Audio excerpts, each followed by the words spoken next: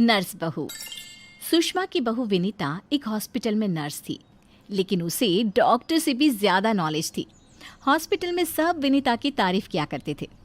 सुषमा का बेटा यानी कि अंकित अपनी बीवी विनीता से बहुत प्यार करता था और उसे अपनी पत्नी की काबिलियत पर बहुत भरोसा था। धीरे धीरे वक्त गुजरता गया और शादी के 8 महीने बाद विनीता प्रेग्नेंट हो गई। मैं बहुत खुश हूँ। मेरा इकलौता बेटा है और अब इसका बच्चा इस दुनिया में आएगा। मैं दादी बन जाऊंगी। दादी मैं बता नहीं सकती मुझे कितना अच्छा लग रहा है। आपको खुश देखकर मैं भी बहुत खुश हूँ माँ। देखो बेटा, वैसे तो विनीता नर्स है, उसे अपने बारे में सब कुछ पता है, लेकिन फिर भी ना आजकल बच्चे पैदा करने में बड़ी परेशानी होने लगी है। उसे कहना कि वो अपना अच्छे से ख्याल रखे। अरे माँ, आप है ना, आपके रहते हमें चिंता करने की क्या ज़रूरत है। मैं तो अपनी बहू का बहुत अच्छे से ख्याल रखने वाली हूँ। उसे अच्छे से खिलाऊंगी पिलाऊंगी, तभी तो मेरा पोता या पोती एकदम हेल्दी पैदा होगा। कुछ दिनों के बाद सुबह के वक्त। अरे विनीता बहू, ये तुम क्या कर रही हो? कुछ भी तो नहीं मम्मी, अपना हेल्थ चेकअप कर रही हूँ। और क्या? लेकिन ये ब्लड प्रेशर की मशीन और ये तुम्हारे हाथ में इंजेक्शन कैसा है? अरे मम्मी जी, मैं अपना ब्लड प्रेशर चेक करके देख रही थी। प्रेग्नेंट होना और ऐसी हालत में ब्लड प्रेशर चेक करना बहुत ज़रूरी होता है। लेकिन बेटा, इन सब कामों के लिए तुम्हें डॉक्टर के पास जाना चाहिए। अपना चेकअप खुद करने की क्या ज़रूरत है? और ये इंजेक्शन किस लिए लाई हो? मम्मी जी, इससे मैं अपना ब्लड सैंपल लूँगी और हॉस्पिटल में जाकर अपना ब्लड चेक करवा लूँगी। अरे ऐसा भी कोई करता है भला? अपने खुद के हाथ से खुद का ब्लड सैंपल भी कोई निकालता है क्या? मम्मी जी, ये मेरा रोज़ का काम है, इसमें क्या है? मैं जब खुद से ये सब कर सकती हूँ तो किसी और से क्यों करवाऊँ? अच्छा ठीक है, जैसा तुम्हें सही लगे। कुछ दिनों के बाद सुषमा अपनी बहू को फिर से इंजेक्शन लगाते हुए देखती है और अंकित भी उस वक्त वहीं पर था। अरे विनीता, ये तुम क्या कर रही हो?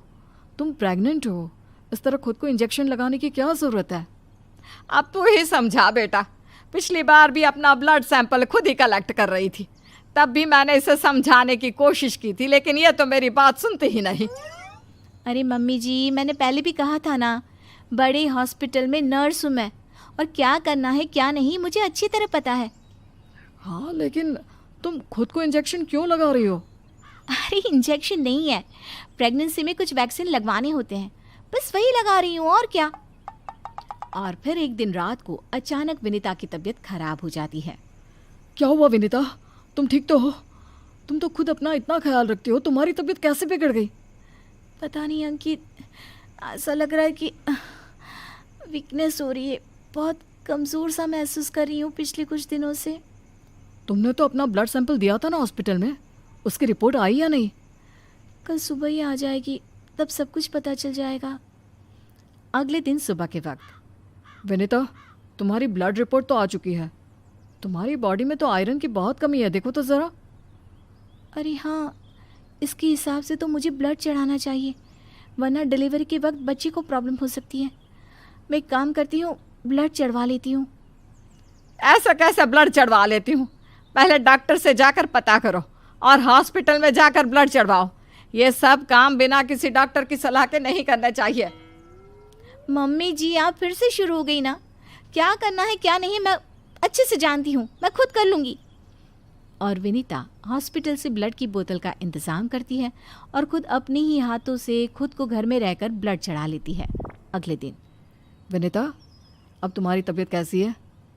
देखो, मुझे पता था ब्लड चढ़ते ही मेरी सारी वीकनेस दूर हो जाएगी। मुझे बहुत अच्छा लग रहा है, एकदम ठीक हूँ मैं। कुछ दिनों के बाद विनीता की प्रेगनेंसी का 8वां महीना शुरू हो चुका था और एक दिन सुबह के वक्त विनीता अच्छे से तैयार होकर अपने कमरे से बाहर आती है। क्या हुआ विनीता, सुबह सुबह कहाँ जा रही हो? बहुत दिन हो गए हॉस्पिटल नहीं गई, सोच रही हूँ आज ड्यूटी पर चली जाती हूँ। डॉक्टर का भी फ़ोन आया था अभी। लेकिन बेटा, अब तुम्हारा 8वां महीना चल रहा है, ऐसी हालत में तुम्हें घर में आराम करना चाहिए। और डिलीवरी करवाने तो बिल्कुल भी नहीं जाना चाहिए। लेकिन क्यों मम्मी जी? डिलीवरी करवाने में क्या प्रॉब्लम है?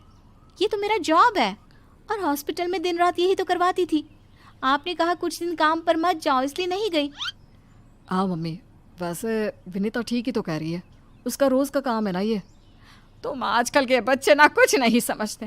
अरे तुम्हें वैसा तो सब पता है, लेकिन शायद ये नहीं पता कि इस हालत में अगर तुम डिलीवरी करवाने आई औरतों को देखोगी तो तुम्हारी सेहत पर बुरा असर पड़ेगा। अरे मम्मी, ऐसा भी कुछ होता है क्या? मम्मी जी, किसी और की डिलीवरी करवाने से मेरे ऊपर कैसे फ़र्क पड़ सकता है? मैं कोई पहली बार थोड़ी ना ये सब करवाने जा रही हूँ। विनीता अपनी सास की एक नहीं सुनती और हॉस्पिटल चली जाती है। वहाँ से वापस आने के बाद, अरे मम्मी जी, आपको मेरी बहुत चिंता हो रही थी ना? ये देखिए, मैं बिल्कुल ठीक ठाक हूँ। अब आपको परेशान होने की ज़रूरत नहीं है। और जानती है, पूरी 5 डिलीवरी करवा कर आई हूँ, वो भी नॉर्मल वाली। देखा मम्मी, मैंने कहा था ना विनीता को नहीं होगा कुछ भी। वो बिल्कुल ठीक है। चलो अच्छा है बहू, मैं भी तो यही चाहती हूँ कि तू एकदम ठीक रहे। और आजकल जिसे देखो उसके ऑपरेशन से बच्चे होते हैं, ये देख देख करना बहुत डर लगता है। चिंता मत कीजिए मम्मी जी, मुझे कुछ नहीं होगा। मैं नर्स हूँ ना, रोज़ हॉस्पिटल में औरतों को सिखाती हूँ कि कैसे अपना ध्यान रखें ताकि नॉर्मल डिलीवरी हो। तभी अचानक हॉस्पिटल से डॉक्टर का कॉल आता है। कॉल पर बात करने के बाद, मम्मी जी, एक इमरजेंसी केस आ गया है, मुझे जाना होगा। अरे लेकिन अभी तो आई हो, कैसी डॉक्टर है तुम्हारी? उसे पता नहीं चलता क्या कि तुम प्रेग्नेंट हो? ऐसी हालत में तुम्हें ना बुलाए। अरे नहीं मम्मी जी, डॉक्टर की भी मजबूरी है। कह रही थी काफ़ी सीरियस केस है और हॉस्पिटल में उन्हें किसी दूसरी नर्स पर इतना भरोसा नहीं जितना मुझ पर है। मुझे लगता है कि तुम्हें मना कर देना चाहिए बहू। कुछ नहीं होगा मुझे मम्मी जी, मैं अभी डिलीवरी करवा के आती हूँ। कुछ देर बाद अंकित के पास हॉस्पिटल से फ़ोन आता है। अरे मम्मी, जल्दी हॉस्पिटल चलिए, वहाँ विनीता की तबीयत खराब हो गई है। हे भगवान, सब ठीक करना, मुझे तो पहले ही डर लग रहा था। अंकित और सुषमा हॉस्पिटल पहुँचते हैं। क्या हुआ विनीता को? वो क्या है ना, विनीता एक नॉर्मल डिलीवरी करवा रही थी। केस बहुत ही सीरियस था और उस लेडी को बहुत ज़्यादा प्रॉब्लम हो रही थी। क्योंकि विनीता खुद प्रेग्नेंट है तो वो अचानक से घबरा गई और उसे लेबर पेन शुरू हो गया। लेकिन अभी तो मेरी बहू का सिर्फ 8वां महीना चल रहा है। देखिए, ऐसा हो जाता है। उस औरत को दर्द में देखकर घबराहट की वजह से विनीता को ये हुआ है। अरे डॉक्टर, लेकिन डरने की कोई बात तो नहीं है ना?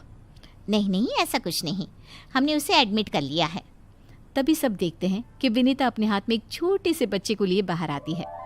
अरे विनीता, तुम्हारी तो तबीयत ठीक नहीं थी, तुम्हें दर्द हो रहा था, तुम बाहर क्यों आ गई? अरे दर्द हो रहा था तो क्या हुआ, मैंने वो दवाई ले ली जिससे जल्दी आने वाले लेबर पेन रुक जाते हैं। और वैसे भी डॉक्टर, उस औरत को मेरी ज़रूरत थी, उसकी देखभाल के लिए मुझे ठीक होना ही था। ये देखिए, उसका बच्चा एकदम सही सलामत है। अरे वाह मेरी बहू, तूने तो अपने तबीयत की परवाह ना करके किसी और की जान बचाई। मुझे तुम पर गर्व है विनीता। ऐसे ही थोड़ी ना वो हॉस्पिटल की सबसे अच्छी नर्स बनी है। मैंने कहा था ना मम्मी जी, मैं नर्स हूँ, मुझे अपने से पहले दूसरों की तकलीफ़ दिखाई देती है और मैं पहले अपने मरीज़ों की जान बचाती हूँ।